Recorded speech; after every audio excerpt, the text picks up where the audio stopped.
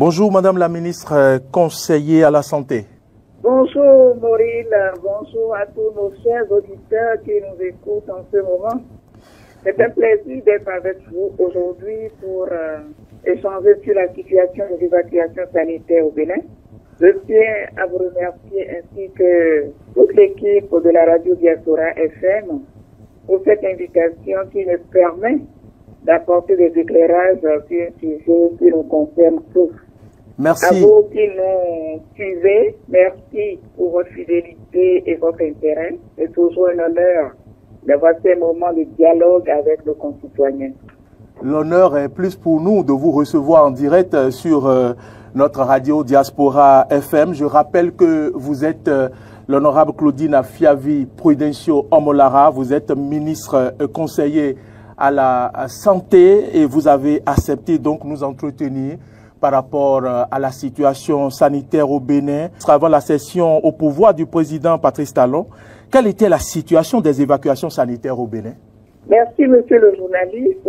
Avant la session du président Patrice Talon à la magistrature suprême, le système de santé béninois souffrait d'une insuffisance chronique d'infrastructures et de compétences spécialisées, rendant le recours aux évacuations sanitaires quasiment inévitable pour les patients souffrant de pathologies complexes. Cette dépendance aux soins à l'étranger générait de profondes inégalités et une véritable injustice sociale.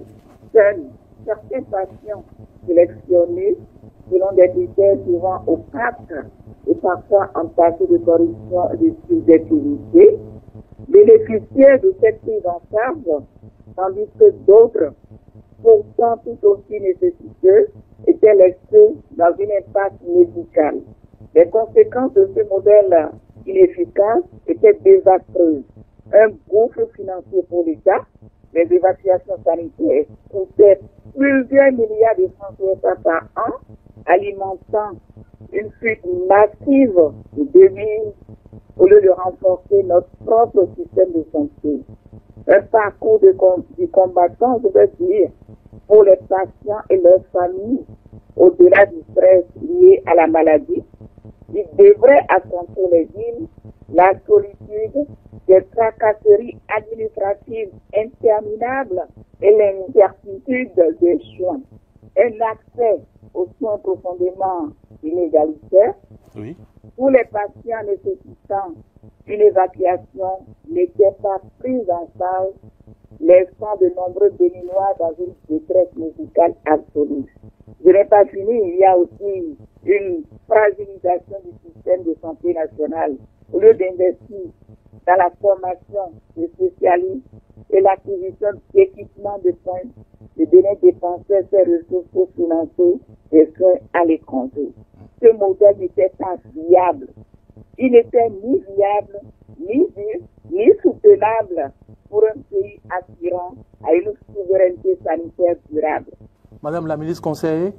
Oui, monsieur le journaliste. Nous allons maintenant parler de cette innovation, je vais appeler ça innovation du gouvernement à travers la construction du centre hospitalier international de Calavi appelé CHIC. Et son nom l'indique, quand on dit CHIC, on sait de quoi on parle. Aujourd'hui, le centre est achevé. Pouvez-vous nous en parler? Tout à fait, monsieur le journaliste. Le CHIC est la pierre angulaire de la souveraineté sanitaire du Bénin, une infrastructure digne des plus grands hôpitaux du monde. Un hôpital ultramoderne, oui, équipé des dernières technologies en imagerie médicale, chirurgie, cardiologie, oncologie et soins intensifs. Une capacité d'accueil exceptionnelle. Le CHIC peut traiter un grand nombre de patients dans des conditions optimales avec un standard de qualité jamais atteint auparavant au Bénin. Oui. Une expertise médicale de pointe. Il réunit des spécialistes béninois et internationaux, garantissant des soins d'excellence et un transfert de compétences pour nos praticiens locaux, un pôle de formation et de recherche, également pour nos médecins, nos étudiants, oui, Et le SIC deviendra un centre de référence pour la formation des futurs médecins béninois et un acteur majeur de l'innovation médicale en Afrique. Désormais, les patients béninois n'ont plus besoin de circuler pour être bien soignés. Le SIC est là pour eux, chez eux. Quelle est aujourd'hui, Madame la ministre conseillère à la santé, la situation des évacuations sanitaires qui préoccupe beaucoup de Béninois? Quelle est donc la situation des évacuations sanitaires sous la gouvernance du président Patrice Talon? Et voilà, dès son accession à la magistrature suprême, le président Patrice Talon a enclenché une révolution structurelle du système de santé avec une vision audacieuse. Remplacer la dépendance aux évacuations par un système performant de prise en charge locale.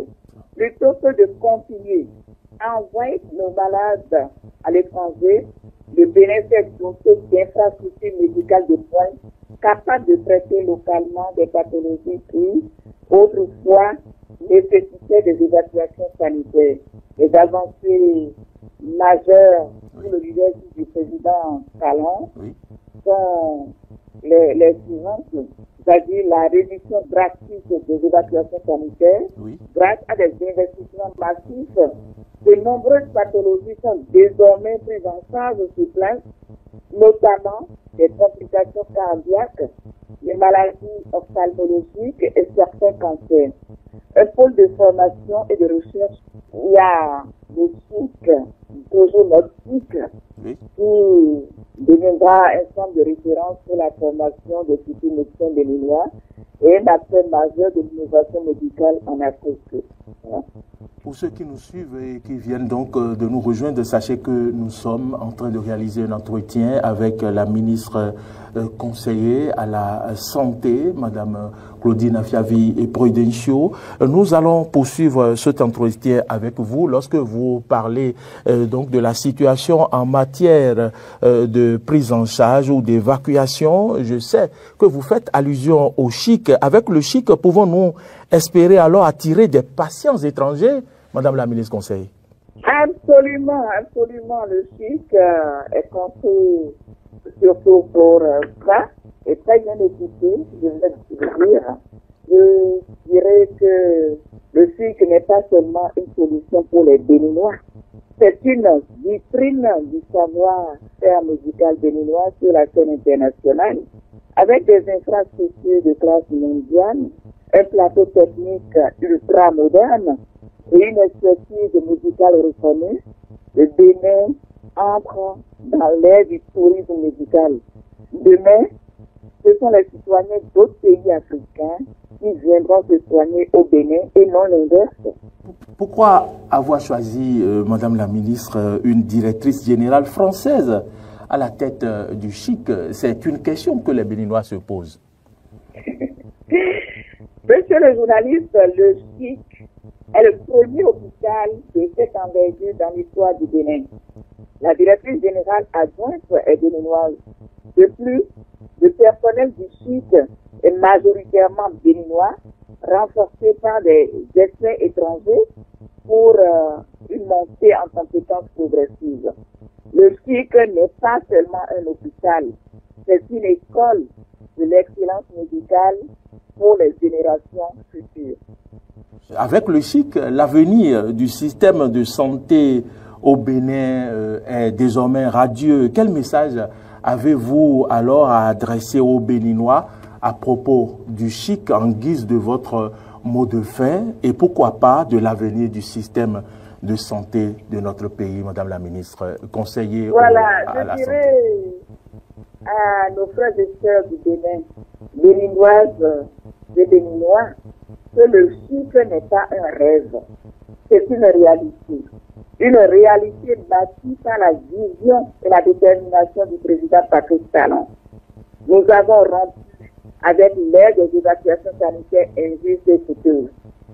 Désormais, le Bénin soigne ses fils et ses filles avec dignité, compétence et excellence.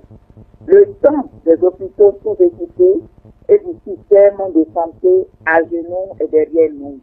L'avenir est ici, au Bénin, avec le SIC et les autres infrastructures de santé en développement, et à ceux qui doutaient encore, si vous pensiez qu'un hôpital de ce niveau ne pouvait pas exister au Bénin, venez donc voir par vous-même.